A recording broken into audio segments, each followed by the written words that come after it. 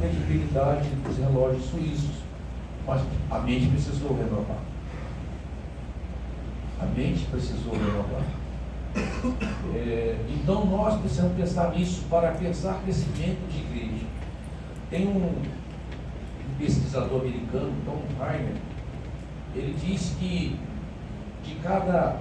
por ano, de 6 a 10 mil igrejas nos Estados Unidos morrem a cada ano. De 6 a 10 mil igrejas nos Estados Unidos morrem a cada ano. Ou seja, significa que nessa semana, de 100 a 200 igrejas fecharão. E o rei acredita que esse ritmo continuará crescendo, acelerado, a menos que as igrejas façam mudanças dramáticas. Eu falei mudanças dramáticas. Ele fala de uma coisa interessante, ele diz assim: é tentador culpar a cultura secular, a política nacional ou os líderes religiosos pelo declínio da influência dos evangélicos hoje. Ele diz: se as forças externas e a cultura fossem os motivos por trás disso, provavelmente não teríamos igrejas hoje. E ele faz uma observação, né? E destaca o seguinte: os maiores períodos de crescimento da igreja foram especialmente no primeiro século e ocorreram em meio a uma cultura adversa. O que ele está querendo dizer? Não adianta querer culpar fatos externos pela sua falta de crescimento. Você tem que ter um reconhecimento interno. Você tem que fazer uma crítica honesta, sincera do seu trabalho. Ok? Tem um versículo na Bíblia, que em Hebreus capítulo 8, versículo 13, diz assim: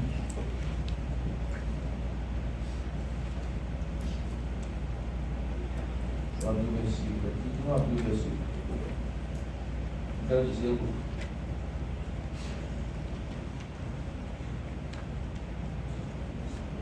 já deve ter aberto aí, né? Eu tenho que ser.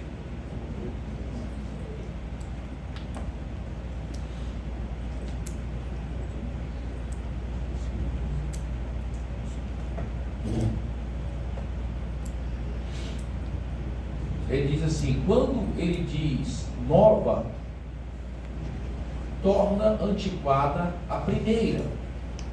Ora, aquilo que se torna antiquado e envelhecido está prestes a desaparecer. Uau!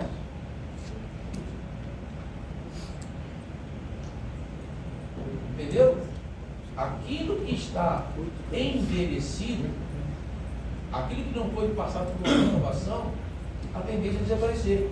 É o autor aqui ele está falando sobre o concerto antigo e o novo concerto, né? No concerto antigo havia as tábuas da lei escrita em pedra. No concerto novo, a lei escrita no coração. No concerto antigo havia o templo e seus cerimoniais. No concerto novo, a igreja. A igreja, o crente, é templo do Espírito Santo de Deus da vida, porque no tempo antigo havia o lugar da presença de Deus. E a presença de Deus hoje é nos corações. O autor está dizendo sobre o concerto, sobre nova aliança, velha aliança, mas aqui é um princípio. Aqui é um princípio que ele está passando para nós. É algo que acontece. O que é princípio? O princípio é algo que é aplicado em qualquer situação. Uma empresa que não renova vai fechar. Uma empresa que não atualiza vai fechar. Você está entendendo? Qualquer segmento na sociedade que não fazer uma renovação, ele vai desaparecer. O que não renova, o que o autor está dizendo é o seguinte: aquilo que é antiquado, envelhecido, a tendência dele desaparecer, se ele não passar por uma renovação. E é interessante, gente, que a gente já vê esse critica os fariseus, né? Os fariseus eram pessoas boas. Os fariseus surgiram, né, quando os helenistas vieram com suas filosofias, os gregos vieram com sua filosofia, que estavam influenciando os costumes dos judeus, afligindo a lei escrita e a tradição, que era passada por via oral. Aí surgiu esse movimento de fariseus para estudar e proteger a lei. Foi importantíssimo. Só que um novo tempo veio, Jesus veio, e o que eles fizeram? Continuaram acreditando que deveriam proteger a lei de Jesus. Você está entendendo? Por isso que Jesus diz lá em Mateus capítulo 5, né? Não se põe vinho novo em odre velho. Se põe vinho novo em odre novo. Porque se botar o vinho novo no odre velho, vai perder o vinho, vai perder o odre. Ele não está querendo dizer que o odre que está errado é ruim. Só está dizendo que o odre está velho. Não é questão de moralidade, pecado, não é questão de você é santo ou não é santo, a questão não é essa, a questão é que o que você está fazendo não cabe para hoje.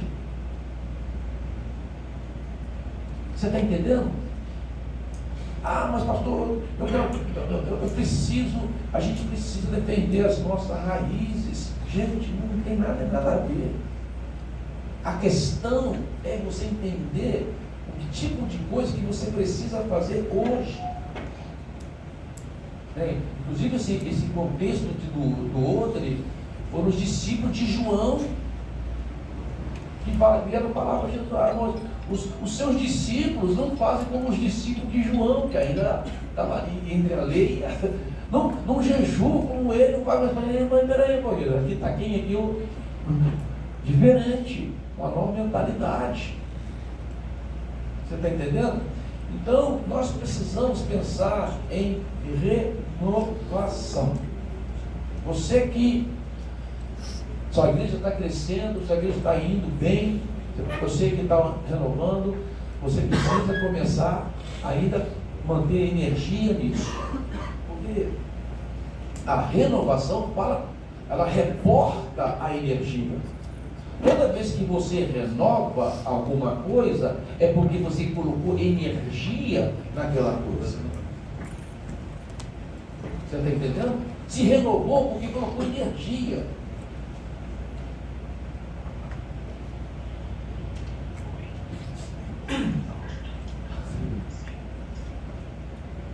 Se renovou porque colocou energia. Se colocou energia, vai ter mudança. Você está entendendo? E a melhor forma de pôr energia num trabalho é permitir a renovação. Então, eu separei algumas coisas que eu vou compartilhar com vocês aqui rapidamente. É normal termos medo do novo, porque parece que quando o novo vem, é o nosso fim.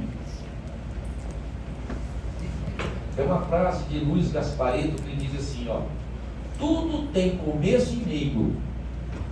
Tudo tem começo e meio. O fim só existe para quem não percebe o recomeço. Isso é forte, né? O fim só existe para quem não percebe o recomeço. Não perceber a necessidade de recomeçar é declarar o seu próprio fim. Quem está comigo aí? Amém. Você está entendendo? Você não perceber a necessidade de recomeçar é declarar seu próprio fim. Carlos Drummond de Andrade, não citar ele, né? Recomeçar é dar uma nova chance a si mesmo, é renovar a esperança na vida, e o mais importante é acreditar em você de novo. Uau! Nós não podemos esconder atrás de certos argumentos que nós usamos. Não, mas eu sempre fiz assim. Eu tenho um pessoal aqui que gosta desse jeito. Você vai fechar com esse pessoal da igreja. Eu preciso, gente, é declarar o próprio fim. Precisamos ter coragem para enfrentar as oposições dentro de nós. Aí tem uma frase aqui de um pensador muito importante: as circunstâncias podem levá-lo a desistir, mas busque dentro de você motivos para recomeçar. Paulo Sérgio. Tem que filosofar também, né? Fala de novo.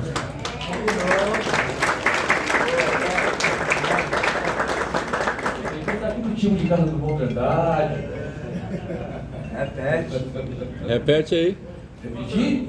Paulo, qual que é o nome do primeiro autor que foi falado, né? Lúcio Gasparini. Foi melhor, vai. Não, depois eu passo para você ver. Depois eu coloco no grupo. As circunstâncias podem levá-lo a desistir, mas busque dentro de você motivos para recomeçar. Stephen Jobs. Para mim, o perigoso não é não arriscar. Eliminar a criatividade e inovação leva as empresas ao declínio e, por consequência, prejudica a sociedade. Gente, é Steve Jobs que falou isso. Se você não renovar, significa que você não vai crescer. Se você não crescer, você deixou de cumprir a missão mais importante que você tem, que é ganhar pessoas e influenciar a sociedade.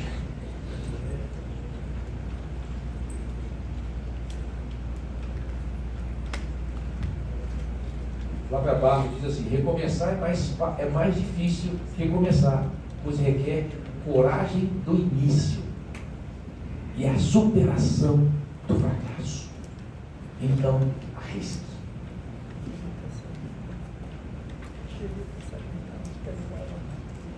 Aí de um desconhecido: bendito quem inventou o belo truque do calendário,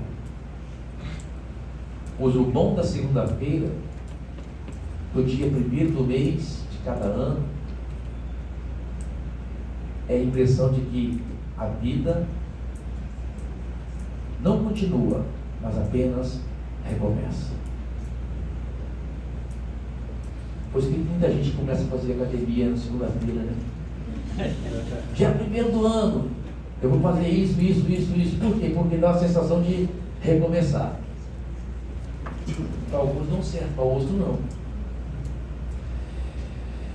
Então precisamos ter coragem para enfrentar essas oposições dentro de nós, gente. Existem certos fantasmas dentro de nós, preconceitos, resistências que a gente fica alimentando, e esse só está atrapalhando você mesmo, prejudicando você mesmo.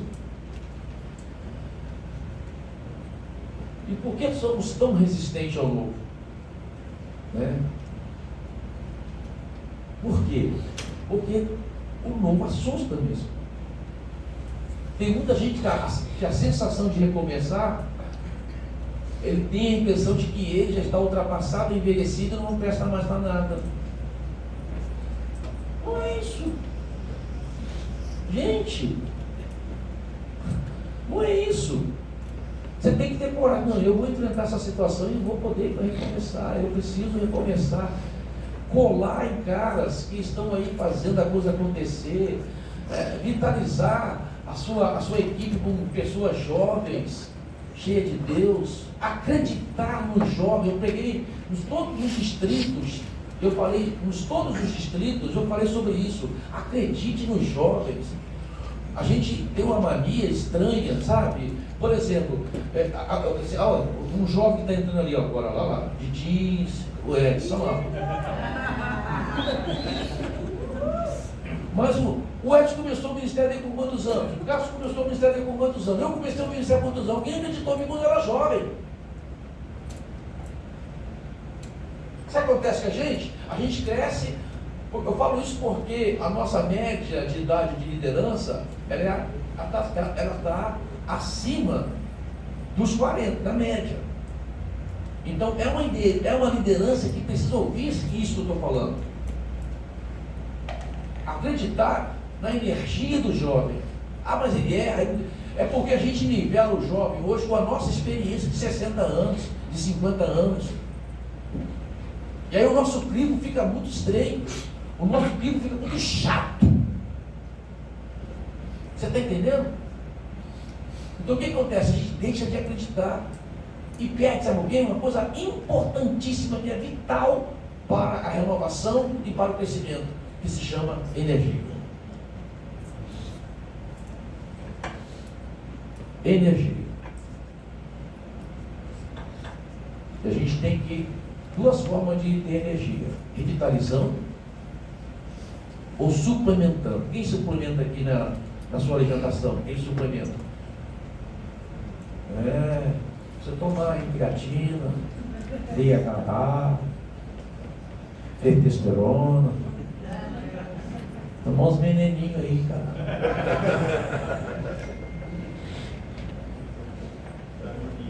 Uns Danoninhos, Danoninho é outra coisa. Danoninho é do seu tempo. Para quem não sabe, o Cássio, a primeira mensagem da vida dele foi comigo. Trabalhava no banco, quando tinha convertido, ele namorava a Heloísa ainda. Quantos anos tem de casado, Cássio? Você sabe quantos anos tem de casado?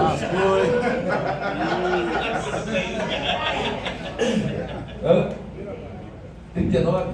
O Cássio é outro que a gente chamava antigamente de Papa Anjo, né? Quantos você tinha, Heloísa, quando o Cássio te namorou? Não é recomendação, viu? Era 12 e 15. 12 anos e 15 anos. Ele via essa mulherona passando assim lá na Coab 2, no sertãozinho. Ele falou: vou namorar ela. Um homem feio desse, mas tem mulher filha bonita. Pega a Heloísa. Não, mas é justamente isso. Hoje não, tem 21, tem que fazer faculdade. Fica botando estreito no J aí, né? Mas eu fui dar um testemunho lá na casa da amigo do irmão da Heloísa, China. Fui dar um testemunho lá, o cara estava lá com o copão de cerveja olhando para mim. Aí falou: esse carioca aí bebia cerveja pra caramba. Para essa conclusão, né? Mas voltando aqui, gente, energia. Alguém acreditou em você quando você era jovem. E hoje nós perdemos um potencial, uma energia extraordinária que nós temos na igreja. E não usar essa energia, você expulsa ela. E o que está acontecendo em muitos casos, estão perdendo jovens. Perder jovem é falência, gente. Perder jovem na igreja é falência no seu ministério. Ouça isso. Está entendendo? Você perde a mentalidade. Então, eu sei que o novo assusta. Assusta. E quando eu peguei, eu falei no distrito isso, muita pergunta: pastor, tem que pintar a igreja de preto? Eu perguntei, né? É crucial. Quase que o preto foi um ponto de ignição, sabe essa? Não é nada a ver com o preto, a questão é a mentalidade. É que a mentalidade despertou a partir daí. Mas que a pessoa fez isso para dizer assim: ó, mudei minha mentalidade. Mas não é o preto que vai mudar, é o conceito. É a mente que você tem que despertou para algo que é necessário para que você cresça.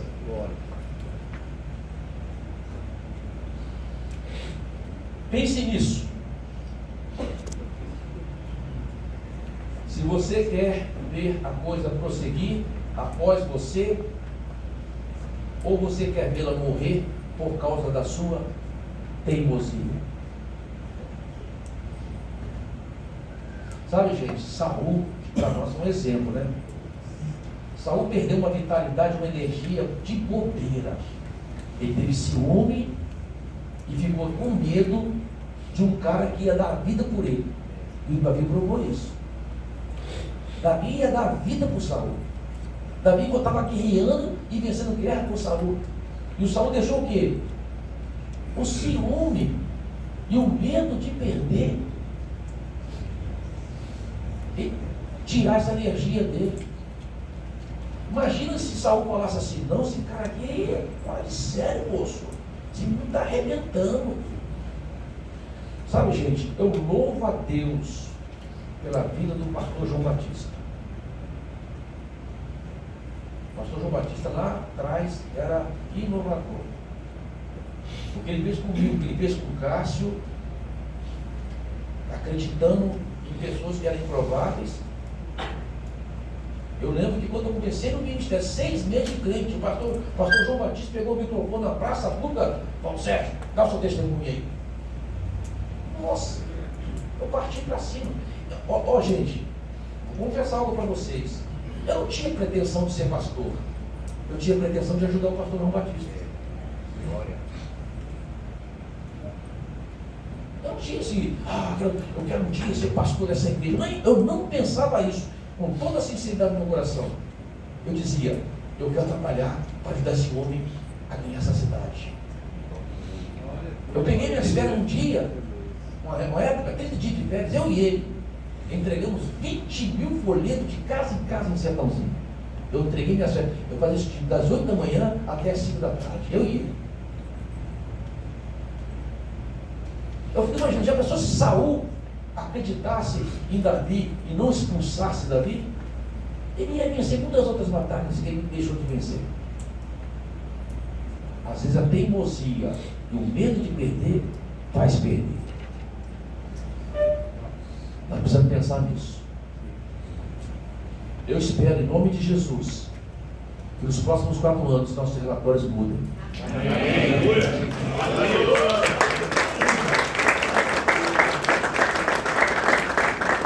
Amém? Amém. Bom, esse é, além do relatório que foi escrito, esse é o meu relatório. Aí vai ver se vai ter aprovação, né? Amém, gente? Amém. Passar para o vice-presidente. Podemos aprovar o relatório do presidente, pastor Paulo Sérgio, filósofo da Silva. Amém. Amém. Tem que repetir a frase aí. Alguns irmãos estão pedindo anotar. Depois eu coloco o grupo aqui. Amém, gente? Comissão de resolução. Vou passar alguma coisa para vocês?